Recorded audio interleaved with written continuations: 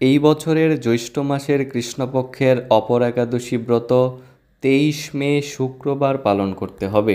তো এই অপর একাদশী ব্রতে সারা বিশ্বের পালনের সময়সূচি ভিডিওটির শেষে বিস্তারিতভাবে দেয়া হয়েছে।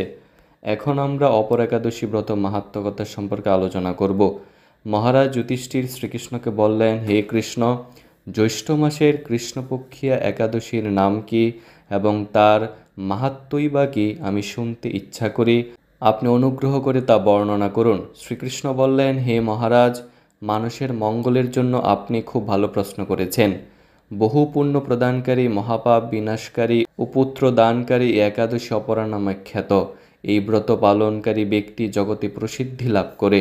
ব্রহ্মহত্যা, গুহত্যা, ভ্রূণ হত্যা, পরনিন্দা, পরস্ত্রী গমন, মিথ্যাভাষণ ইত্যাদি গুরুতর পাপ এই ব্রত পালনে নষ্ট হয়ে যায়।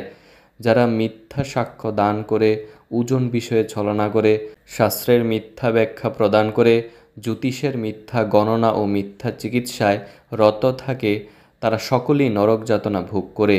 এই সমস্ত ব্যক্তিরাও যদি এই ব্রত পালন করে তবে তারা সমস্ত পাপ থেকে মুক্ত হয়।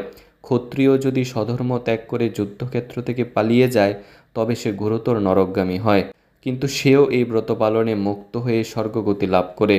মকর রাশিতে সূর্য অবস্থানকালে মাঘ মাসে প্রয়াগ স্নানে যে ফল লাভ হয়, শিবরাত্রিতে কাশীধামে উপবাস করলে যে পুণ্য হয়, গয়াধামে বিষ্ণু পাদপদ্মে পিণ্ডদানে যে ফল পাওয়া যায়, সিংহ রাশিতে বৃহস্পতির অবস্থান, গৌতমী নদীতে স্নানে, কুম্ভে কেদারনাথ দর্শনে, বদ্রিকাশ্রম যাত্রায় ও বদ্রে নারায়ণ সেবায়, সূর্যগ্রহণ, কুরুক্ষেত্রের স্নানে, হাতি ঘোড়া স্বর্ণদানে এবং দক্ষিণাসহ যজ্ঞ সম্পাদনে যে ফল লাভ হয়, এই একাদশী ব্রত পালন করলে অনায়াসে সেই সকল ফল লাভ হয়ে থাকে।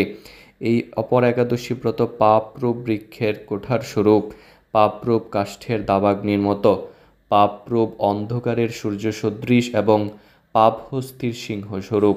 এই ব্রত পালন না করে যে ব্যক্তি জীবন ধারণ করে, জলে বুদ্বুদের মতো তাদের জন্ম মৃত্যুই কেবল সার হয়। অপর একাদশীতে উপবাস করলে, বিষ্ণু পূজা করলে সর্বপাপ মুক্ত হয়ে বিষ্ণুলোকে গতি হয়। এই ব্রতকথা পাঠ ও শ্রবণ করলে সহস্র গোদানের ফল লাভ হয়। ব্রহ্মাণ্ড পুরাণে এই ব্রত মাহাত্ম্য বর্ণনা করা হয়েছে।